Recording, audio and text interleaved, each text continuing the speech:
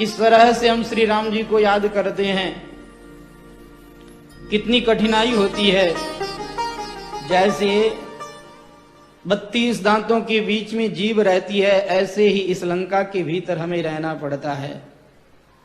जीभ सरलता का प्रतीक है और दांत दुष्टता का प्रतीक है।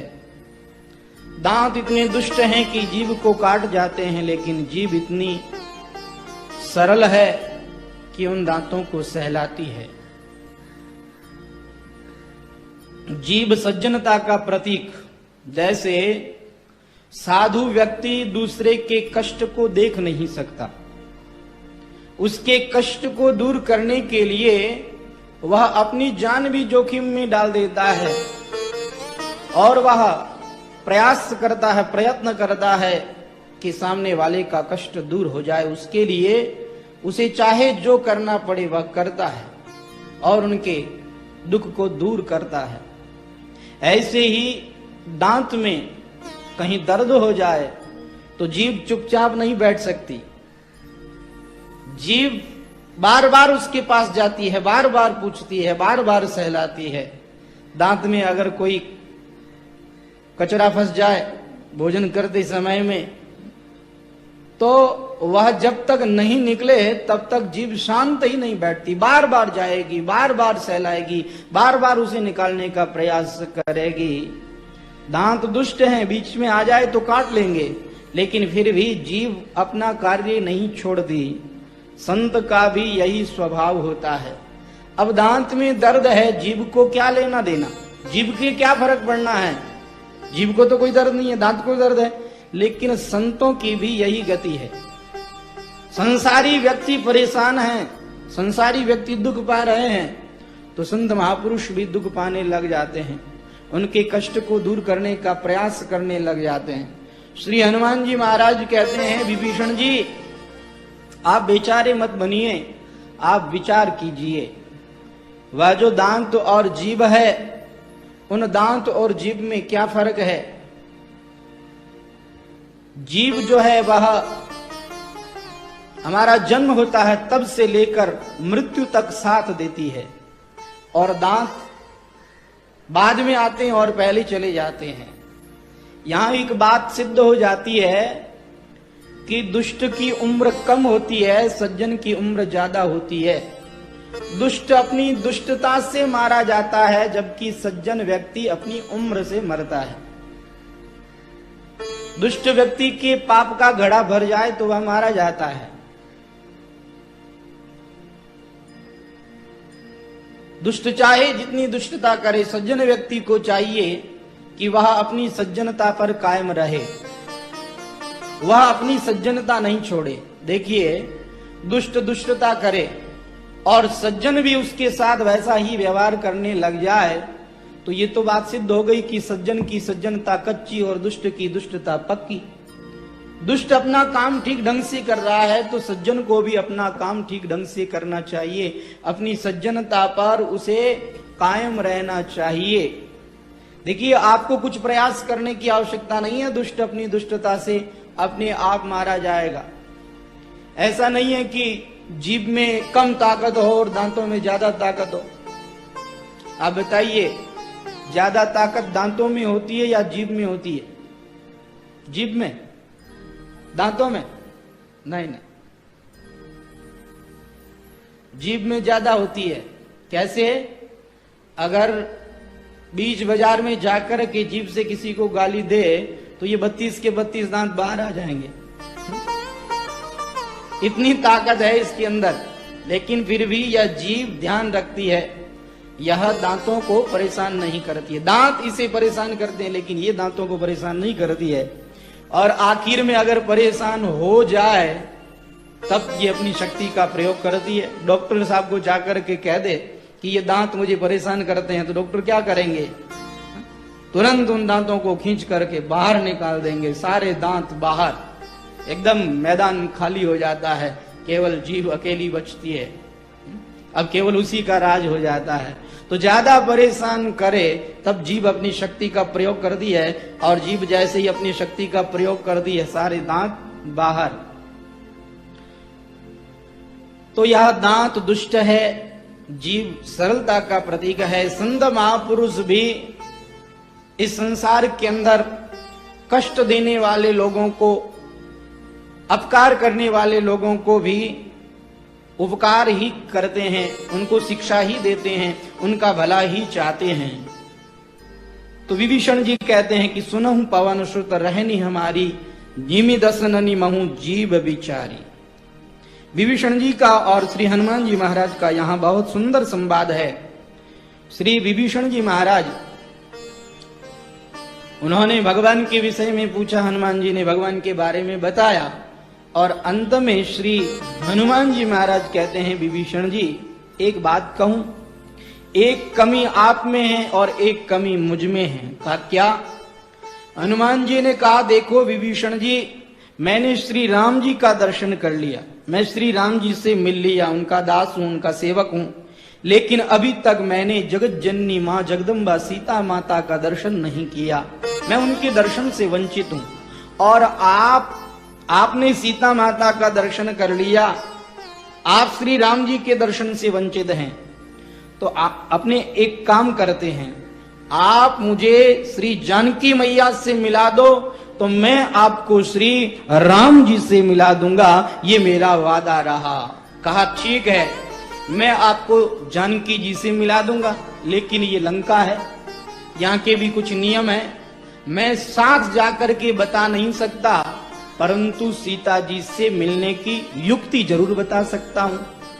हनुमान जी ने कहा, आप मुझे सीता मैया से मिलने की युक्ति बताएंगे, तो मैं भी आपको श्री राम जी से मिलने की युक्ति ही बताऊंगा, मैं भी आपको साथ लेकर के नहीं चल जाऊंगा, बस आप बताइए मुझे सीता मैया कहाँ मिलेगी। तब श्री विभीषण जी महाराज ने बताया, यहाँ एक अशोक वाटिका है, अशोक वाटिका में एक वृक्ष के नीचे, अशोक वृक्ष के नीचे, सिंसुपा वृक्ष के नीचे सीता माता विराजमान है, आप वहीं जाकर के उनसे मिलिए।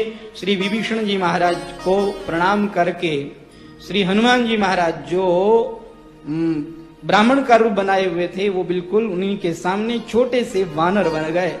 ये कोई विभीषण जी महाराज के लिए आश्चर्य नहीं है, क्योंकि ये विद्या राक्षसों में भी है, राक्षस लोग भी इस विद्या को जानते हैं। तो श्री हनुमान जी महाराज छोटे से कपि बन गए हैं और उस उद्यान में श्री हनुमान जी महाराज चले जाते हैं। श्री हनुमान जी महाराज कहते हैं कि मैंने देखा उस सिंसुपा वृक्ष के नीचे सीता मैया विराजमान है और सीता मैया के नेत्रों से अश्रुधारा बह रही है। आहा, आज उस माता का दर्शन करके मैं धन्य हो गया, अपने आप को मैं भाग्यशाली समझने लगा कि मुझे अपनी माता के दर्शन हो गए। आज तक माता के विषय में मैंने सुना ही था, आज मैंने अपनी आंखों से माता श्री का दर्शन कर लिया, लेकिन अब सीधे मैं माता श्री के सामने नहीं जा सकता, इसलिए श्री हनुमान जी महाराज उस वृक्ष पर चढ़ गए और वृक्ष के पत्तों में छुप छुप करके वो अम्बा का दर्शन कर रहे हैं, माता का दर्शन कर रहे हैं। श्री हनुमान जी महाराज कहते हैं कि वहां राक्षसियां आती है और आकर के सीता मैया के सामने खड़ी होकर के सीता मैया को डराती है, धमकाती है, और वो सीता मैया उस समय में सिकुड़ करके बैठ जाती है, जैसे मृगी व्याघ्र को देख करके डर जाती है, ऐसे ही अम्बा का हाल हो रहा है। मैंने इधर उधर देखा, शीघ्र मुझे राजभवन की ओर से दशग्रीव आता हुआ दिखाई दिया। दशानन रावण अपनी भार्या मंदोदरी के साथ और अपनी सहयोगियों के साथ आ रहा है, उसकी दासियां उसके साथ आ रही है, अन्य जो रानियां हैं वह भी उसके साथ आ रही है। वहां अशोक वाटिका के अंदर रावण के अलावा किसी पुरुष को आने की अनुमति नहीं, इसलिए केवल पुरुष के रूप में रावण है और अन्य उसकी रानियां उसके साथ आ रही है। मैंने देखा कि वह रावण उठ करके सीधा ही आ गया है, उसने स्नान भी नहीं किया है और उसकी आंखों से ऐसा लग रहा है कि उसने रात्रि में बहुत ज्यादा मदिरा का पान कर लिया है, इसलिए उसकी आंखें लाल लाल हो रखी है, और उसकी वह रानियां वो भी बिना स्नान न किए हुए ही आई है। उन्होंने अपने वस्त्र ठीक ठीक कर लिए हैं। रात्रि में मैंने जिन रानियों को दशानन के भवन में सोते हुए देखा था, वो सब रानियां मंदोदरी सब रावण के साथ आई हैं। और रावण वहां आकर के श्री सीता मैया की ओर देख करके कहता है कि हे सीते, मैं तो तुमको पहले से ही पाना चाहता था। जिस समय में तुम्हारे पिताश्री ने वह स्वयंवर रचा और उस स्वयंवर में धनुष यज्ञ रचा, तो वहां पर भी मैं आकर के तुम्हें ले जाना चाहता था, लेकिन मैं वहां आया था, परंतु मेरे बहन के हरण की बात आकाशवाणी ने सुनाई, इसलिए मुझे जाना पड़ा। दूसरी बात यह कि तुम्हारे पिता ने वो अनुचित कार्य किया, उस धनुष को वहां पर रखा जो धनुष शंकर भगवान का, और शंकर भगवान तो मेरे आराध्य हैं। मैं अपने उस आराध्य के धनुष को कैसे तोड़ सकता था, इसलिए मैंने उस समय में वहां पर न आने का ही निर्णय किया। मैं उस समय वहां पर नहीं आ सका, अन्यथा उस धनुष को उठाना कोई मेरे लिए बड़ी बात थी क्या? मैंने शंकर भगवान को कैलाश के सहित एक हाथ से उठा लिया था, तो वो धनुष उठाना मेरे लिए कोई बड़ी बात नहीं थी। तो तब से मैंने तुमको अपना लिया था, तब से मैं तुम्हें अपनाना चाहता था, लेकिन तुमने राम को अपनाया और राम के साथ में तुमने विवाह किया, परंतु अब मैंने तुम्हारा हरण कर लिया है। हे परम सुंदरी, अब तुम मुझे अपना लो और मेरे साथ तुम विवाह कर लो, मुझे तुम अपना लो। देखो सुंदरी, अगर तुम मुझे अपना लेती हो तो ये जितनी भी रानियां दिख रही है तुम्हारे को मेरे साथ, ये सब की सब तुम्हारी दासियां बन जाएगी, तुम्हारी सेवा करेगी। अरे तुम उस मानव के योग्य नहीं हो, तुम तो मेरे योग्य हो। और देखो सीता, तुम ये मत समझना कि वो वानर अब तुम्हें लेने के लिए आएगा, ना, अब वो समुद्र पार करके नहीं आ सकता है, यहाँ कोई नहीं आ सकता है। अब यहाँ से जाना तुम्हारा नामुमकिन है, इसलिए तुम मुझे अपना लो। श्री हनुमान जी महाराज कहते हैं कि उस समय में मेरी माता सीता ने उस रावण को इतना फटकारा और कहा कि रे नीच राक्षस, तू यहाँ अपनी डींगे हाँक रहा है, यहाँ तू अपने आप को बलवान बता रहा है। अरे राक्षस, तू वहां पर जंगल के अंदर भिक्षुक का रूप बना करके आया, छुप छुप करके आया और अकेले में आकर के धोखे पूर्वक बल पूर्वक मेरा हरण करके लाया। अगर तू इतना ही बलवान है तो तू श्री राम जी के सामने मुझे क्यों नहीं उठा करके ले करके आया? अगर तू इतना ही बलवान है तो उस समय में उस लक्ष्मण रेखा को तू क्यों नहीं पार कर पाया?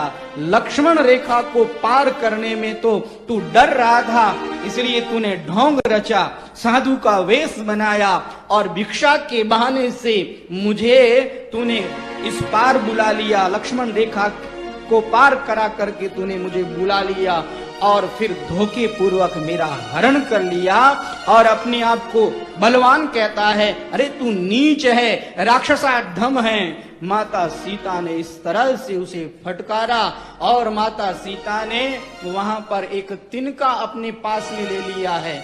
तिनका सामने करके माता सीता बोल रही है। अब वो तिनका क्यों लिया, उसके दो भाव हैं। एक भाव तो यह है कि हमारे सनातन धर्म में यह सिखाया जाता है कि स्त्री को पर पुरुष से बात नहीं करनी चाहिए। तो माता सीता उस रावण से बात कर रही है तो उस तिनके को अपने साथ में लेकर के बात कर रही है। तिनका कौन? तिनका धरती का पुत्र है और माता सीता वह कौन? धरती की पुत्री है। तो वो तिनका भाई हो गया, मतलब बीच में भाई को रख करके फिर वो उस रावण से बात कर रही है। और दूसरा कारण यह है कि माता सीता कहती है कि ए राक्षसाधम, तू अपने आप को बलवान कहता है, लेकिन मैं तो तुझे तिनके के समान तुच्छ समझती हूँ। धन्य है मेरी माता सीता। जिस समय में माता सीता ने रावण को इस तरह से फटकारा और कहा कि रावण तू अब मरणोद्याता हो चुका है, अब तेरी मृत्यु निश्चित है। जैसे जुगनू कब तक चमकता है, जब तक रात्रि होती है तभी तक जुगनू चमकता है। सुबह होते ही, सूर्योदय होते ही वह जुगनू कहाँ चला जाता है पता ही नहीं लगता, जुगनू की वह प्रकाश समाप्त हो जाता है। ऐसे ही तू तभी तक जीवित है जब तक रघुनाथ जी को तेरा पता नहीं लग जाता। अरे अगर रघुनाथ जी यहाँ आ गए तो तेरा मरण निश्चित है, तू मारा जाएगा। इसलिए इतनी बड़ी बड़ी डींगे हाँकना तू बंद कर दे। देख रावण, ये तेरी तलवार ही मेरे गले को छू सकती है, या तो तेरी तलवार मेरे गले को छू सकती है, या मेरे स्वामी की नवमेघ सुंदर विशाल भुजा ही मेरे गर्दन को छू सकती है। तेरे में ताकत नहीं है कि तू मुझको छू सके। ऐसा कहते हुए माता सीता ने रावण को फटकारा। रावण उस समय में क्रोध में तिल मिला उठा और वह रावण अपनी तलवार को खींच करके मारने के लिए दौड़ा, लेकिन उसी समय में मंदोदरी ने चरण पकड़ लिए, कहा नाथ क्या कर रहे हैं आप, ये एक स्त्री पर, एक अबला पर आपको हाथ उठाना शोभा नहीं देता। आप एक वीर हैं और वीर योद्धा को इस तरह से स्त्री पर हाथ उठाना ये शोभा नहीं देता है। श्री हनुमान जी महाराज कहते हैं कि इस मंदोदरी ने इस रावण को बचा लिया, अन्यथा उस समय में मेरा रक्त खोल गया था और मैंने विचार कर ही लिया था कि इस राक्षसाधम को यहीं पर एक मुक्की में ही समाप्त कर दूं। लेकिन जैसे ही मंदोदरी ने बीच में आकर के उस रावण को रोक लिया तो मानो रावण उस समय में बच गया। रावण कहता है कि इसे समझा दो। देखो सीता, मैं तुम्हें एक बात कहता हूं, 1 महीने का समय देता हूं। अगर 1 महीने के समय में तूने राम को भुला करके मुझे अपना लिया तो तू बच जाएगी, अन्यथा तेरा विनाश निश्चित है। और देख, ये राक्षसियां दिख रही है, कैसे कैसे विकराल मुंह वाली ये राक्षसियां हैं। ये सब तेरे मांस को नोच नोच करके खा जाएगी।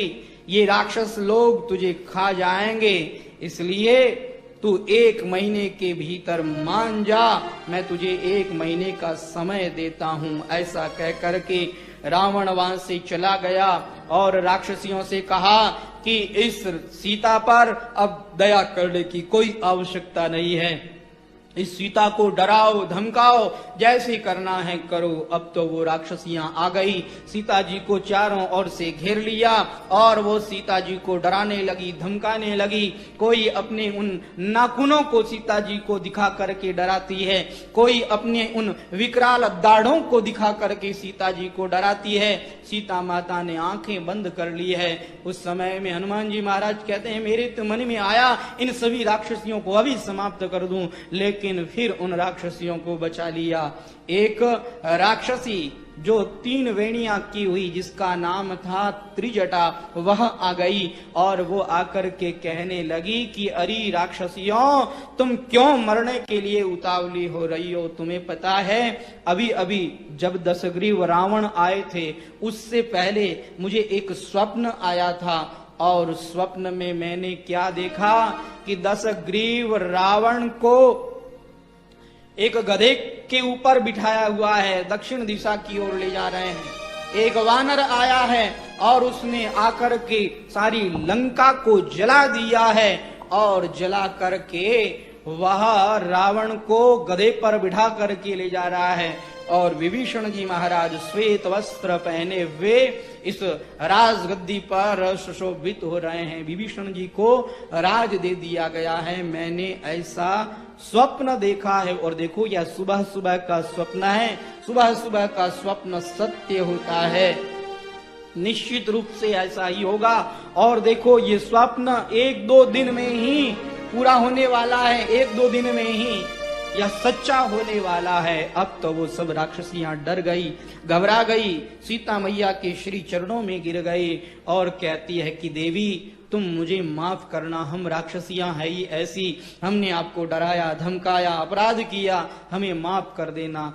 वह सभी राक्षसियां जमीन पर अपना सर रख रख करके सीता जी को प्रणाम कर करके क्षमा याचना कर रही है। सब राक्षसियां वहां से चली जाती है। सीता मैया रोती हुई त्रिजटा से कहती है कि हे त्रिजटा, एक उपकार कर दो मेरे ऊपर, तुम मुझे कहीं से अग्नि ला करके दे दो। मैं अब जलना चाहती हूँ, मैं अब मरना चाहती हूँ, मैं अब रहना नहीं चाहती, क्योंकि ये राक्षसाधम यहाँ आकर के और इस तरह वासना पूर्ण बातें बोलता है। इन सब बातों को सुन करके मेरा मन खिन्न हो गया है। श्री राम जी की अवहेलना करता है, श्री राम जी की निंदा करता है। ये सब सुन सुन करके मेरा मन खिन्न हो गया है, मैं मरना चाहती हूँ। लेकिन त्रिजटा कहती है हमारे यहाँ पर रात्रि में अग्नि नहीं दी जाती है, मैं आपको अग्नि नहीं दे सकती।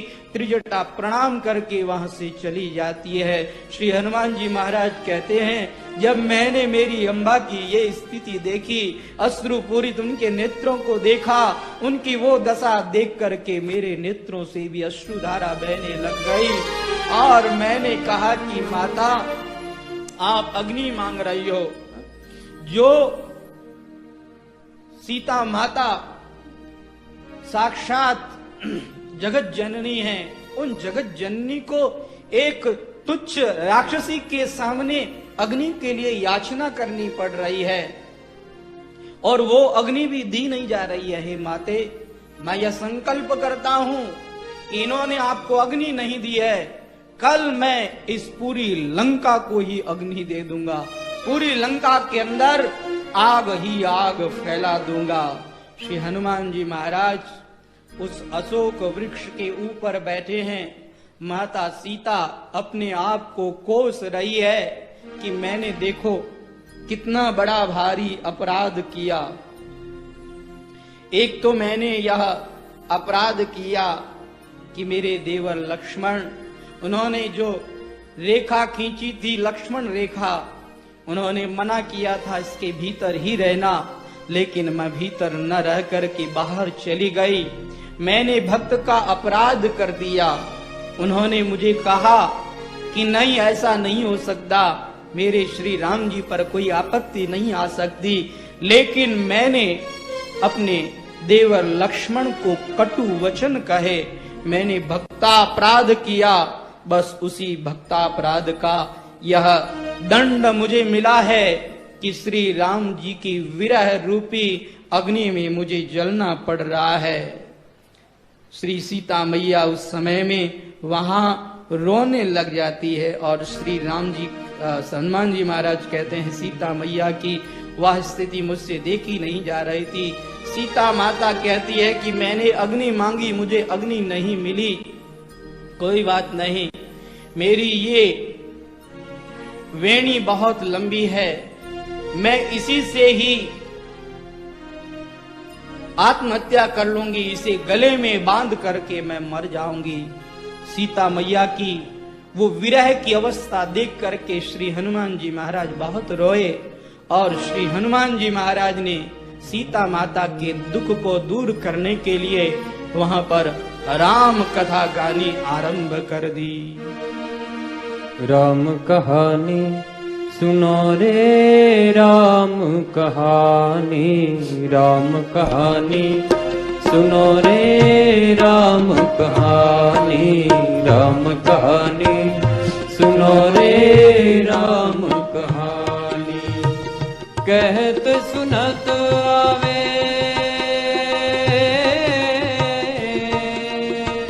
कहत सुनत आवे अखियों में पानी। राम कहानी सुनो रे राम कहानी, राम कहानी सुनो रे राम कहानी। श्री राम जय राम, श्री राम जय राम जय जय राम, श्री राम जय राम जय राम, श्री राम जय राम जय जय राम।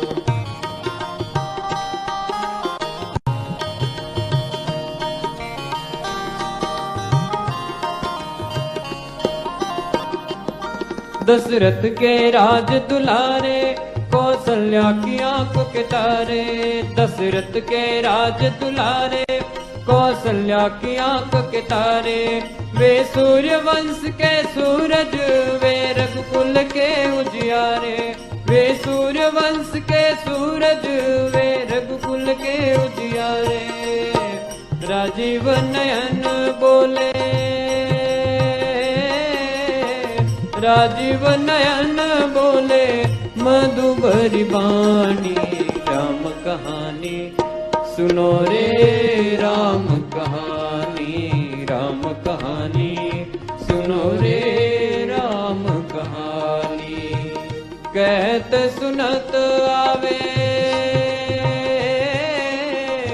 कहत सुनत आवे, आँखियों में पानी। राम कहानी सुनो रे, राम कहानी, राम कहानी सुनो रे, राम कहानी। श्री राम जय राम जय जय राम, श्री राम जय राम जय जय राम, श्री राम जय राम जय जय राम, श्री राम जय राम जय जय राम।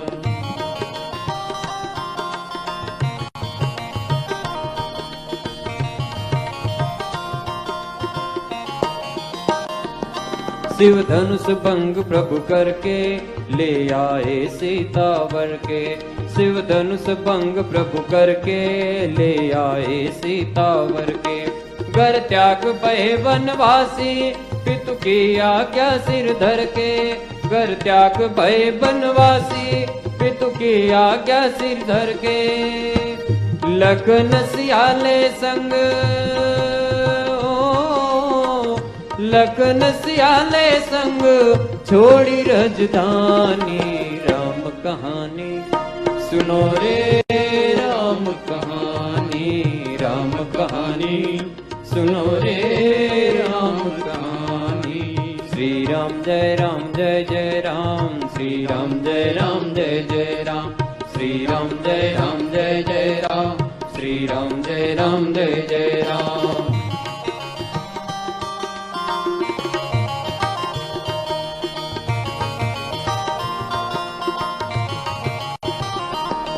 कल वेश भिक्षु का धर के, भिक्षा का आग्रह करके।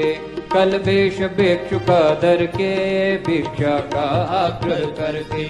उस जनक सुता सीता को, चल बल से ले गया हर के। उस जनक सुता सीता को, चल बल से ले गया हर के। बड़ा दुख पावे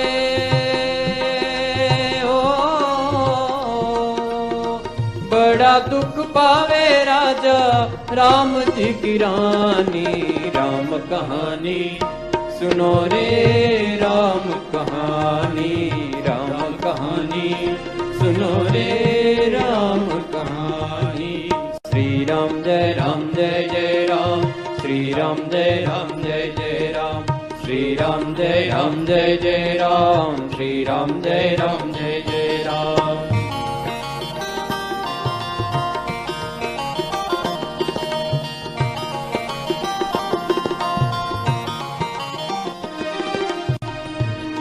श्री रामन मोह पठायो, मैं राम दूत बन आयो। श्री रामन मोह पठायो, मैं राम दूत बन आयो। सीता माँ की सेवा में रघुबर को संदेशा लायो। सीता माँ की सेवा में रघुबर को संदेशा लायो। और संग लायो,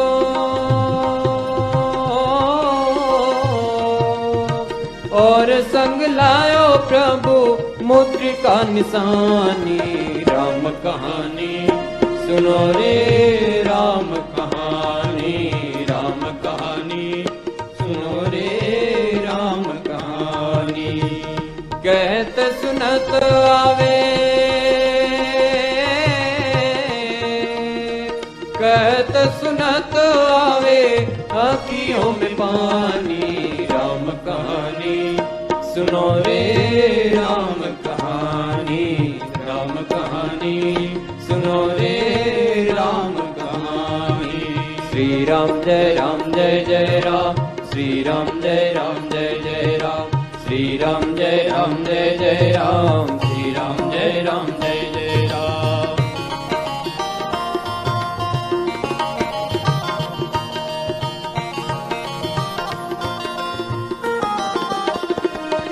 श्री राम नहीं साधारण, श्री राम स्वयं नारायण। श्री राम नहीं साधारण, श्री राम स्वयं नारायण। मैं युगल चरण का सेवक, मैं गाता हूँ रामायण। मैं युगल चरण का सेवक, मैं गाता हूँ रामायण। रामचरित मानस अति पावन, सुजस सुरस और अति मन भावन। पुनि पुनि कीर्तन सुने सुनाए, ये के प्यास बुझत न बुझाए। रामचरित मानस अति पावन, सुजस सुरस और अति मन भावन। सिया राम मय सब जग जाने, पूरे जुग पानी। सिया राम माया सब जग जाने, करहु प्रणाम जोरे जुग पानी। दीन दयाल मेरे तो संबारे, हरहु नाथ मम संकट बारे। दीन दयाल मेरे तो संबारे, हरहु नाथ मम संकट बारे। श्री राम जय जय राम, श्री राम जय जय राम, श्री राम जय जय राम, श्री राम जय जय राम, श्री राम जय जय राम, श्री राम जय जय राम। श्री हनुमान जी महाराज ने भावपूर्ण श्री राम कथा का गान किया। आहा, सीता मैया ने जैसे ही वह राम कथा सुनी, सीता मैया के हृदय में आह्लाद हुआ, आनंद हुआ। इतने दिनों बाद मुझे श्री राम कथा सुनने को मिली। हनुमान जी महाराज के द्वारा जब राम कथा सुनी, पूर्ण हुई राम कथा, सीता मैया ने आवाज दी, कौन है जो मुझे इस तरह से भाव विभोर कर गया, जिसने मुझे व्याकुल कर दिया, जिसने मेरे दुख को शांत कर दिया, मेरे सामने आए। इतनी सुंदर राम कथा और छुप करके अदृश्य होकर के गा रहा है। आओ मेरे सामने आओ, इतनी सुंदर राम कथा गाई है। हनुमान जी महाराज कहते हैं, माते राम कथा ही सुंदर है, कहने वाला तो बंदर है का नहीं। जो भी हो मेरे सामने आ जाओ। श्री हनुमान जी महाराज तुरंत नीचे आ गए, धीरे धीरे आए, कूदे नहीं है। हनुमान जी महाराज ने कहा, हम लोग कपियों का तो स्वभाव है कूदने का, लेकिन वहां मैं इसलिए नहीं कूदा ताकि किसी राक्षसी को वहां पता न लग जाए। धीरे धीरे आया और आकर के माता सीता के सामने हाथ जोड़ करके खड़ा हो गया। माता सीता को प्रणाम करके और मैंने अपना परिचय दिया कि हे माते, मैं रामदूत हनुमान आप श्री के श्री चरण कमलों में प्रणाम करता हूँ और मैं आपका संदेश लेकर के आपके सामने उपस्थित हुआ हूँ। माता सीता कहती है कि हे वानर, तुमने तो मेरे प्राणों की रक्षा कर दी। अरे मैं तो आत्महत्या करने वाली थी, मैं तो मरने वाली थी, लेकिन तुम्हारे द्वारा राम कथा सुन करके मुझे जीने की आशा आ गई है। हे हनुमान, तुम सचमुच श्री राम जी के सेवक हो? कहीं ऐसा तो नहीं कि कोई राक्षस वानर का रूप बनाकर के आ गया हो, मुझे राम कथा सुना रहा हो और फिर मेरे साथ कोई छल होने वाला हो? कहा नहीं माते, मैं आपको शपथ पूर्वक कहता हूं कि मैं राम दूत हूं। हे माते, मैं करुणा निधान प्रभु राम की शपथ खा करके कहता हूं कि मैं राम दूत हनुमान हूं। जैसे ही करुणा निधान ये शब्द माता सीता ने सुना तो विश्वास हो गया, क्योंकि करुणा निधान ये शब्द माता सीता श्री राम जी को एकांत में ही बोलती थी, किसी के सामने नहीं। कहा कि इस वानर को ये पता है कि मैं एकांत में श्री राम जी को किस संबोधन से संबोधित करती थी, इसका मतलब निश्चित रूप से ये श्री राम जी का अंतरंग सेवक है। इसलिए माता सीता को विश्वास हो गया और माता सीता उस समय में श्री हनुमान जी महाराज से कहती है कि अच्छा हनुमान, तुम ये बताओ कि मुझे श्री राम जी कभी याद करते भी हैं? जब श्री सीता माता ने ये कहा, हनुमान जी महाराज गदगद हो गए और कहा कि माता क्या पूछ रही हो, आपको याद करते हैं? मैं तो ये कहता हूं कि श्री राम जी कभी भी आपको भूलते ही नहीं है, वो सदा आपका स्मरण करते रहते हैं, सदा आपके विषय में ही बात करते रहते हैं। उन्होंने मुझे यहाँ संदेश दे करके भेजा है। सीता माता प्रसन्न हो गई, श्री राम जी ने मुझे याद किया, श्री राम जी ने मेरे लिए संदेश भेजा, बोलो कभी क्या संदेश है? श्री हनुमान जी महाराज कहते हैं माते क्षमा करना, मैं आपको श्री राम जी की भाषा में ही संदेश सुनाऊंगा। श्री राम जी ने कहा है, विदेह नंदिनी, राम का शरीर ही केवल यहाँ है, मुझे पता नहीं है इस शरीर के श्वास कैसे चल रहा है, मेरा मन तुम्हारे ही समीप रहता है सदा। अब कैसे कहूं कि मैं तुम्हें कैसे याद करता हूं? श्री राम जी की भाषा में श्री हनुमान जी महाराज ने श्री राम जी का संदेश सुनाया। उस संदेश को सुनकर के हनुमान जी महाराज कहते हैं कि मेरी माता अम्बा प्रसन्न हो गई और प्रसन्न होकर के वह फिर थोड़ी दुखी हो गई और कहा कि हे वानर, एक बात बताओ, तुम्हारी और श्री राम जी की भेंट कैसे हुई? तब श्री हनुमान जी महाराज कहते हैं कि मैंने पूरी बात बताई। आप बाली को जानते ही होंगे, बाली और सुग्रीव दोनों भाई थे, दोनों के अंदर बहुत अच्छी मैत्री, बहुत अच्छा परस्पर प्रेम, लेकिन एक राक्षस के कारण उन दोनों में फूट पड़ गई और दोनों एक दूसरे के शत्रु बन गए।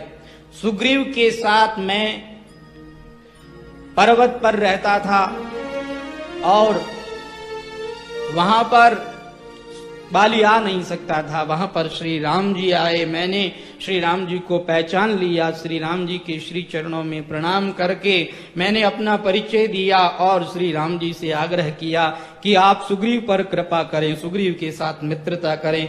तब सुग्रीव के साथ मित्रता करके अपने मित्र का कर्तव्य निभाने के लिए प्रभु श्री राम ने बाली को मार गिराया और सुग्रीव को उसका राज्य दिला दिया।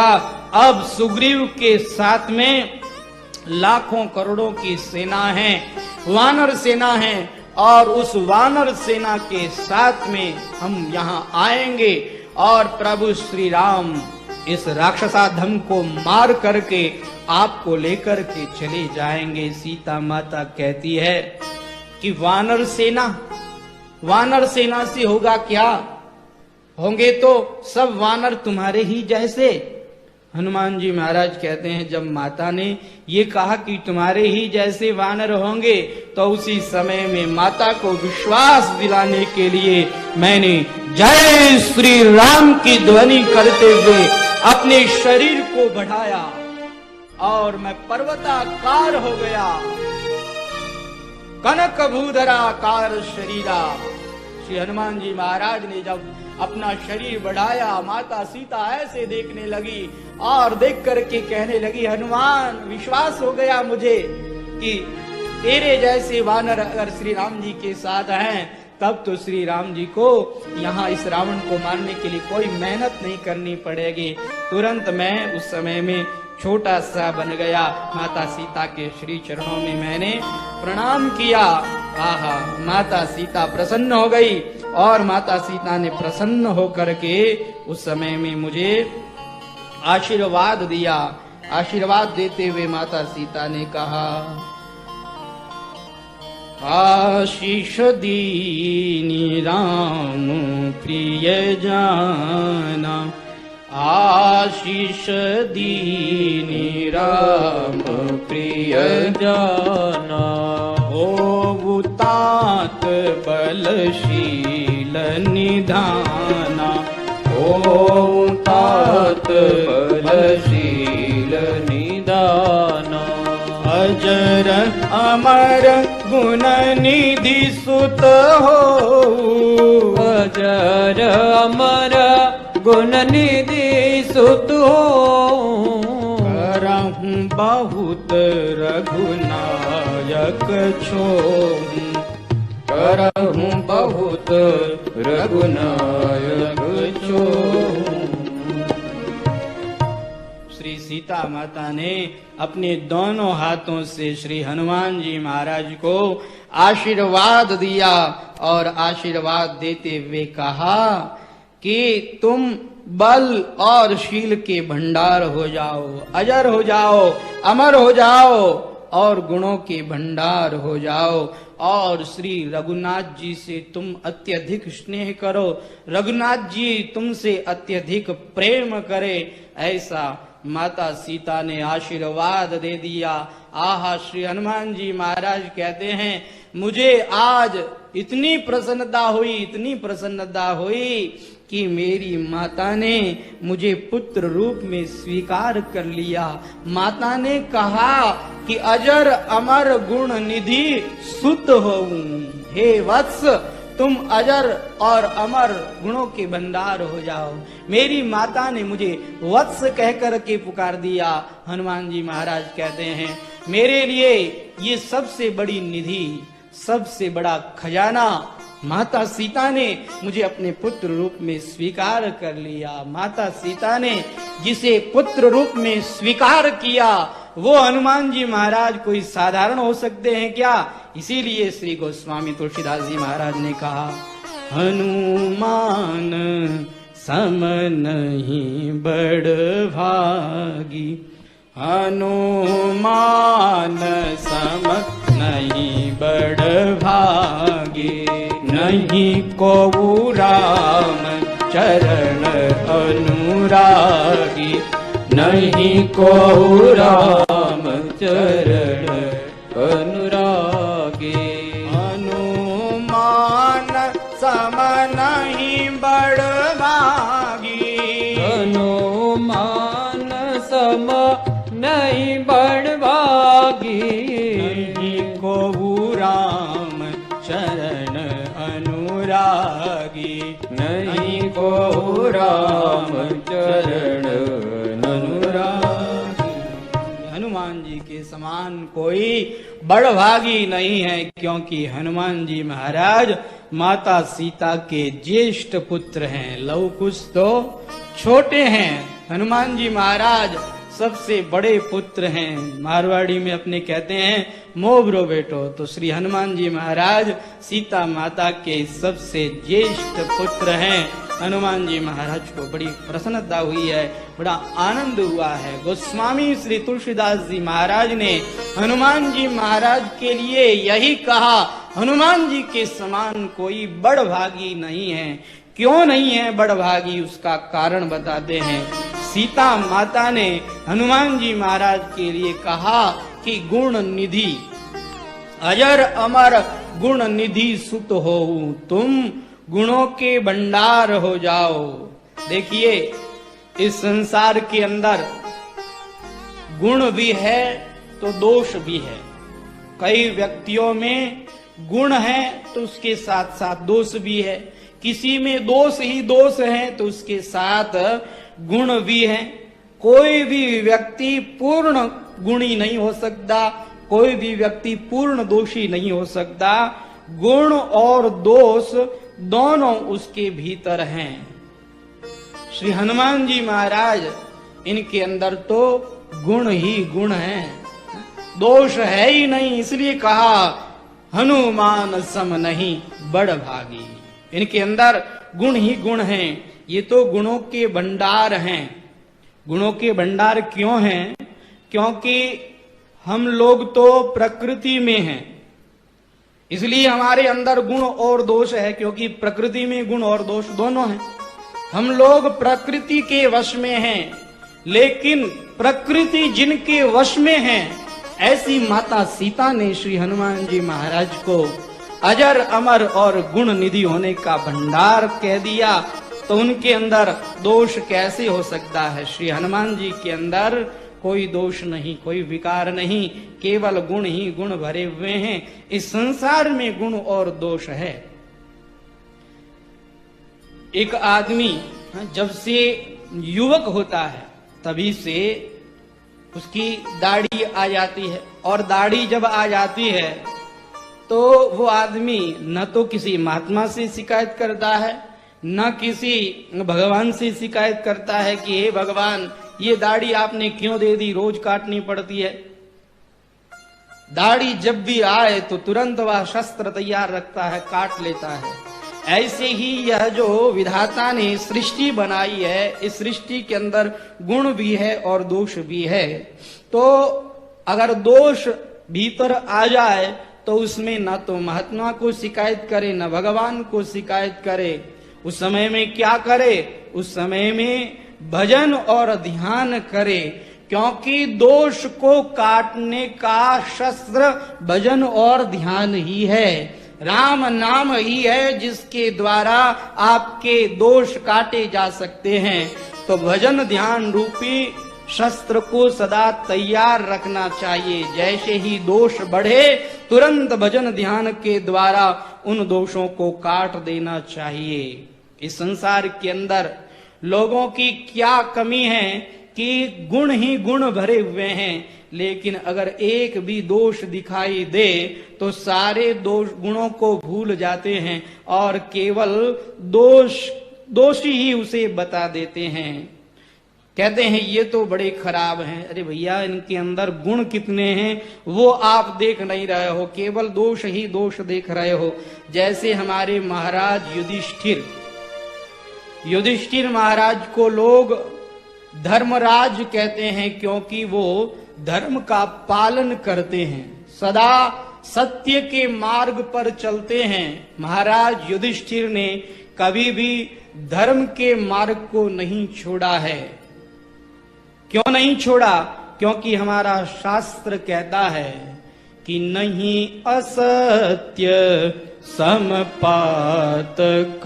पुंजा, नहीं असत्य समपातक पुंजा, गिरि सम होई की कोटिक गुंजा, गिरि सम होई की कोटिक गुंजा, नहीं असत्य सम पातक पुंजा, नहीं असत्य सम पातक पुंजा, गिरि सम होई की कोटिक गुंजा, गिरि सम होई की कोटिक गुंजा।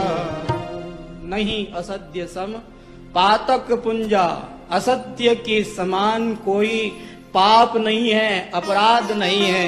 इसलिए जो भगवान के भक्त होते हैं, जो सन्मार्ग पर चलने वाले होते हैं, जो धर्मात्मा होते हैं, वो कभी भी असत्य भाषण नहीं करते, असत्य भाषण से वो बचते हैं।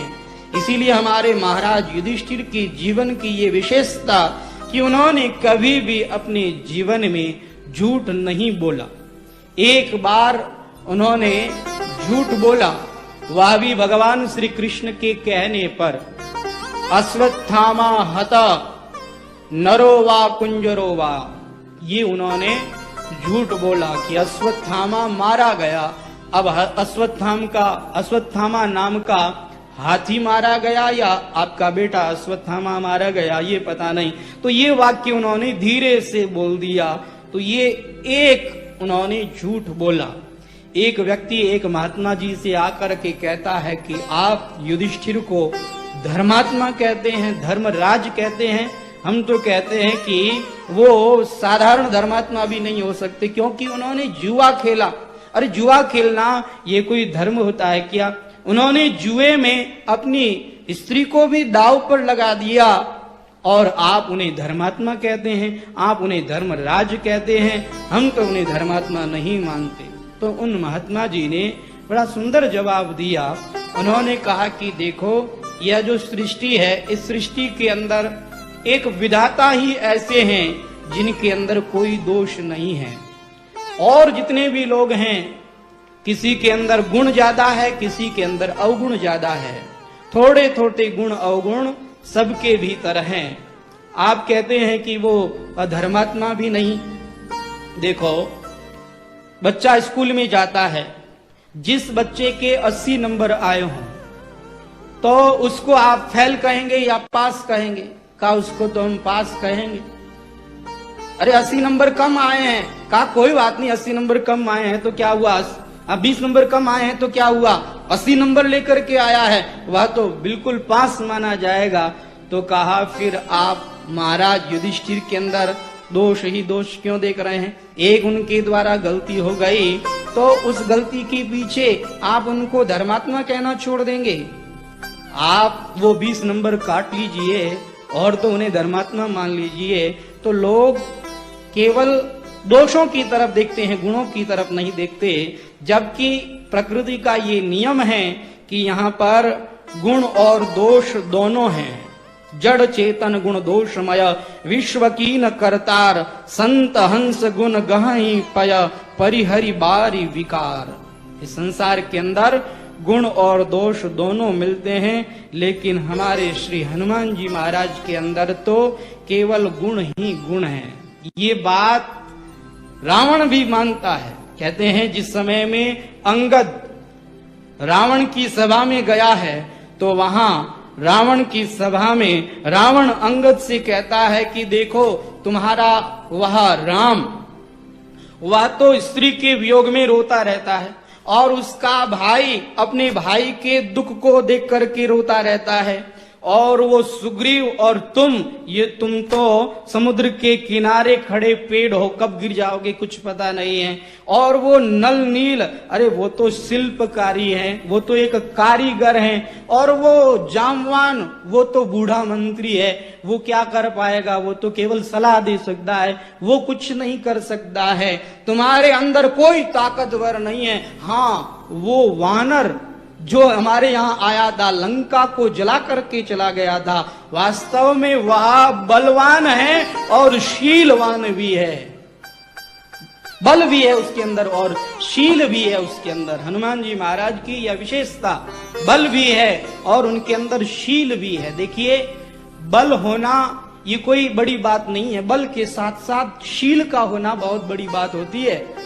कहते हैं कि जिस समय में श्री हनुमान जी महाराज लंका के अंदर सीता माता को ढूंढ रहे थे तो रावण के पास में भी गए थे। रात्रि में रावण सो रहा था, बहुत बलवान थे श्री हनुमान जी महाराज, चाहते तो रावण को मार देते, लेकिन श्री हनुमान जी महाराज के अंदर शील है। इसलिए रावण कहता है कि मैं सोया हुआ था, उसने मुझे मारा नहीं, मुझे जीने का मौका दिया, तो ये उसके अंदर शील है। और लंका को उसने जला दिया, ये उसके अंदर बल है। तो रावण ने भी माना है कि हनुमान जी महाराज के अंदर बल और शील है। तो सीता माता ने यहाँ वरदान दिया, अजर अमर गुण निधि सुत हो, करहु बहुत रघुनायक चौ सीता माता ने जो ये वरदान दिए हैं, इसके अंदर और भी कई भाव हैं जो हम लोग कल की कथा में श्रवण करेंगे। आज के इस कथा को यहाँ विराम देते हैं। हमारे बीच में पूज्य श्री परमहंस राम प्रसाद जी महाराज पधार चुके हैं, तो आपके श्रीमुख से अब हम लोग शिव महापुराण की कथा का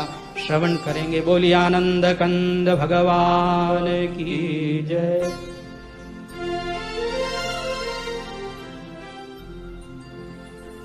राम राम राम। सीताराम ने भजन लावो लीजिए रे। सीताराम ने भजन लावो लीजिए रे। मुख राम कृष्ण कीजिए रे। मुख राम कृष्ण कीजिए रे। सीताराम ने भजन लावो लीजिए रे। राधे श्याम ने भजन लावो लीजिए रे। मुख राम कृष्ण कीजिए रे। मुख राम कृष्ण कीजिए रे। सीताराम ने भजन लावो लीजिए रे। राधे श्याम ने भजन लावो लीजिए रे। कर्पूर घोरम करुणावतारम संसार सारम भुजगेन्द्रहारम सदा वसन्तं हृदयारविन्दे भवं भवानी सहितं नमामि। ॐ तत्पुरुषाय विद्महे महा